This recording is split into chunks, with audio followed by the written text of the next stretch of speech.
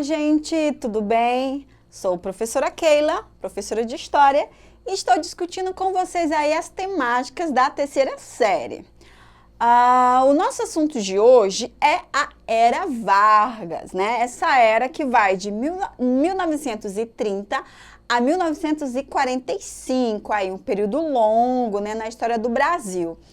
Para a gente discutir sobre a Era Vargas, claro, né, que temos que discutir sobre Getúlio Vargas, né? O nome Vargas aí vem do nome aí de Getúlio Vargas. E Getúlio Vargas, ele foi provavelmente um dos personagens de maior expressão da história republicana brasileira, né?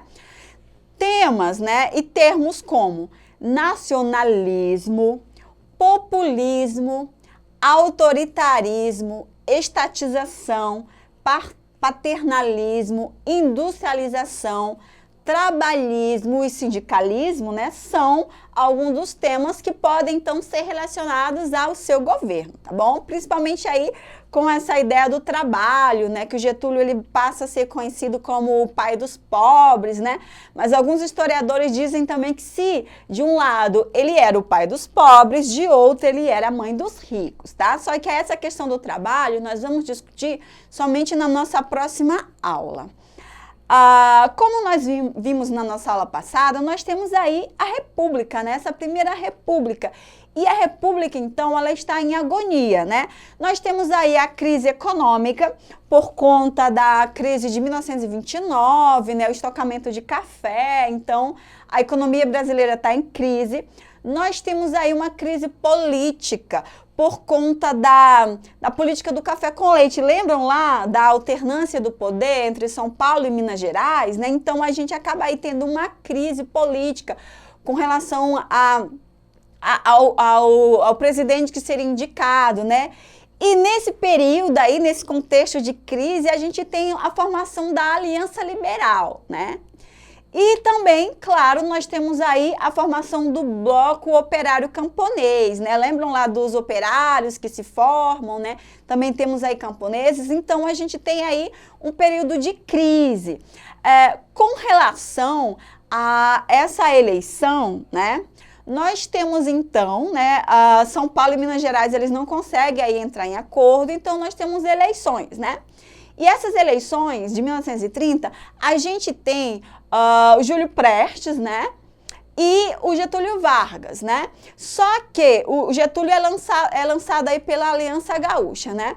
Só que a gente tem? O Júlio Prestes, ele acaba saindo vitorioso, né? E os liberais, eles se recusam a aceitar, então, esse resultado, afirmando aí que a vitória foi uma fraude. Mas se vocês lembrarem, né, das relações aí dessas eleições, muita coisa acontecia, né? Os historiadores dizem que os dois lados tinham seus métodos, né, de fraudes e tudo mais. Só que o método aí dos paulistanos, né, de Júlio Prestes, saiu, então, vencedor. E aí eles não aceitam, de fato, essa vitória do Júlio Prestes, né, para substituir, então, Washington Luiz. Então, a gente tem aí um levante que se forma, né? Esse levante, ele é comandado por Getúlio Vargas, ele começa no sul e ele começa a ganhar outros estados. Para serviço do Getúlio Vargas, nós temos aí João Pessoa. Só que João Pessoa, ele é assassinado na Paraíba por motivos pessoais e políticos, e aí esse assassinato de João Pessoa, ele causa o maior clima aí no país, né? E aí a gente tem, então, aí o levante militar, comandado, claro, pelo Getúlio, que começa, né, saindo, como eu falei para vocês, do sul, chegando ao Rio de Janeiro.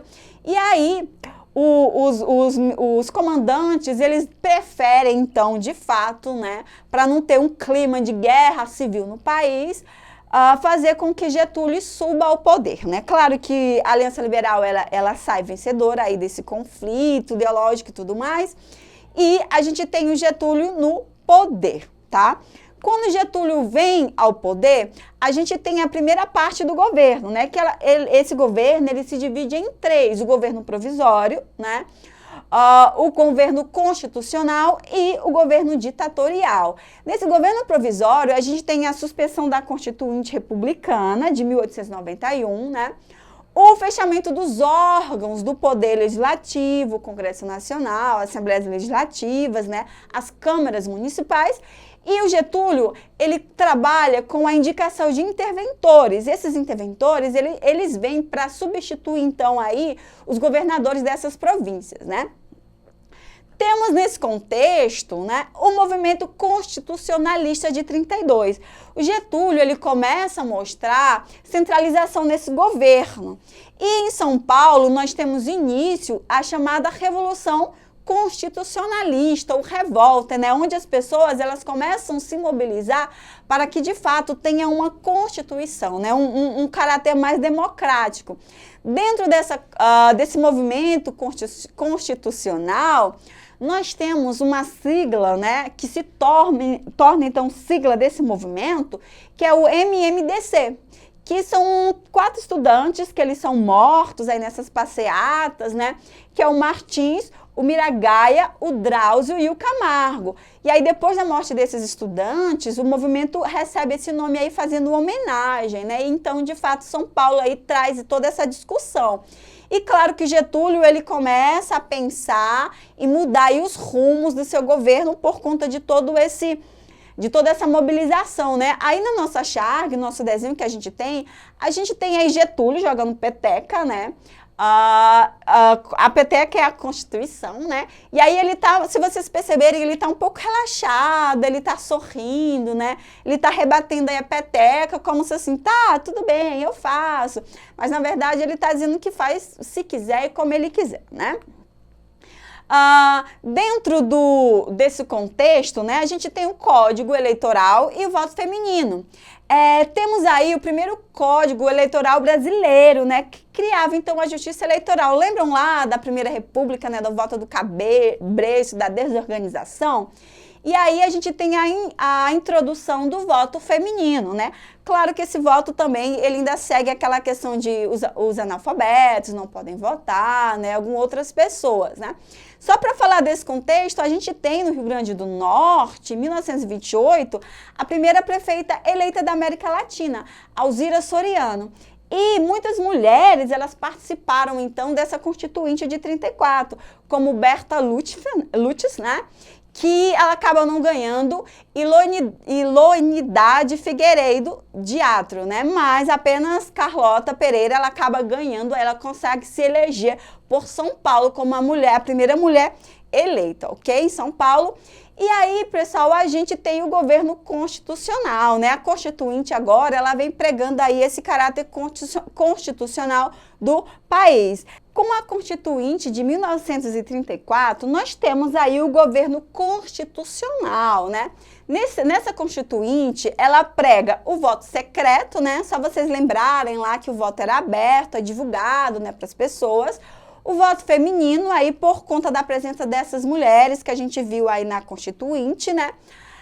Nós temos aí agora a justiça eleitoral, os direitos trabalhistas e um nacionalismo econômico, né? Dentro desse contexto, o Vargas, ele vai criar empresas aí do Estado, né? Ele vai ter essa intervenção aí, só que esse assunto a gente vai ver na próxima aula, tá?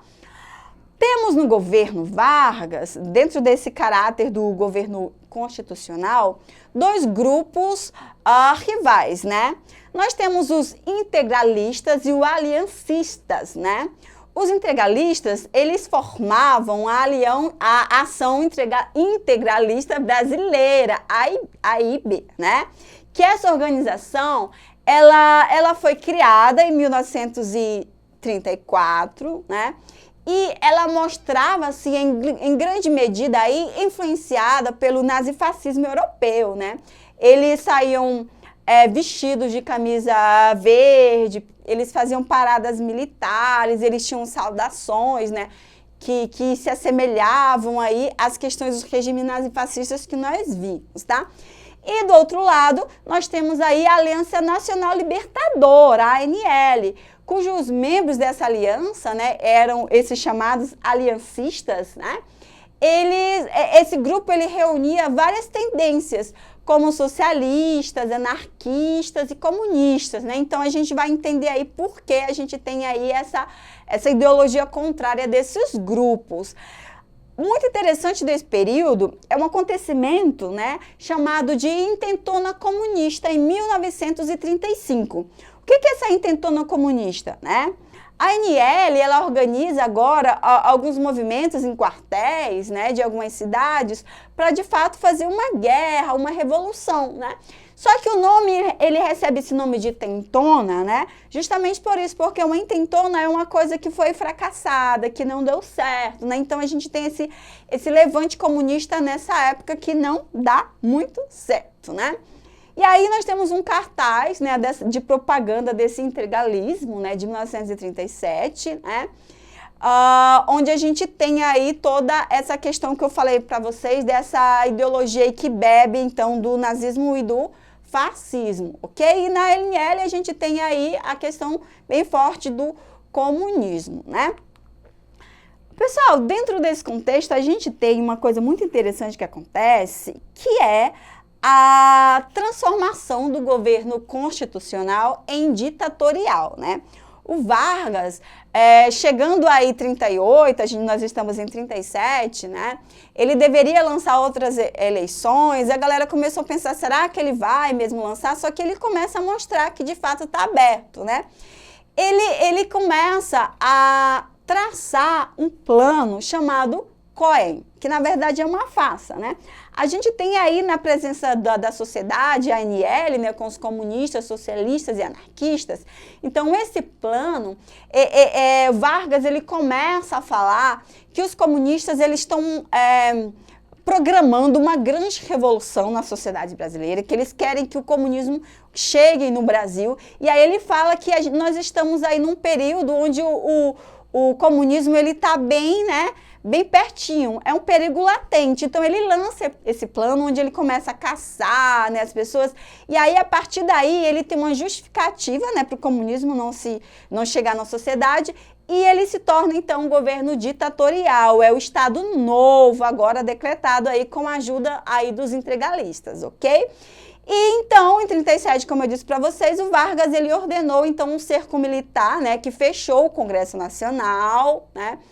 A gente tem agora um estado de emergência. O Vargas, ele começa a intervir nos assuntos, ele começa a julgar, né, sem ser policiado por ninguém. O fim do federalismo, né, que a gente viu lá, que se instalou aí no Brasil, né? A gente tem agora os estados, eles não têm mais autonomia, né, os governos, e também a supressão das instituições democráticas. Então, esse é o período do Estado Novo, um período um período ditatorial, desculpem, tá, pessoal, da história do Brasil. E aí, dentro desse período ditatorial, né, a gente tem vários instrumentos que eram usados aí por Hitler e Mussolini. Um deles aqui no Brasil é a imprensa e propaganda. Vargas, ele cria o DIP, esse departamento, né, que vai fazer toda essa divulgação da imagem desse líder supremo, desse líder salvador, que tem que ser cultuado aí pela nação, né?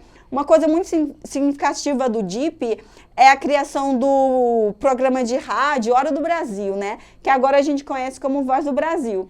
Tem também a influência aí na educação e na cultura, né? A gente tem uma imagem de uma reprodução de uma cartilha para a juventude, né?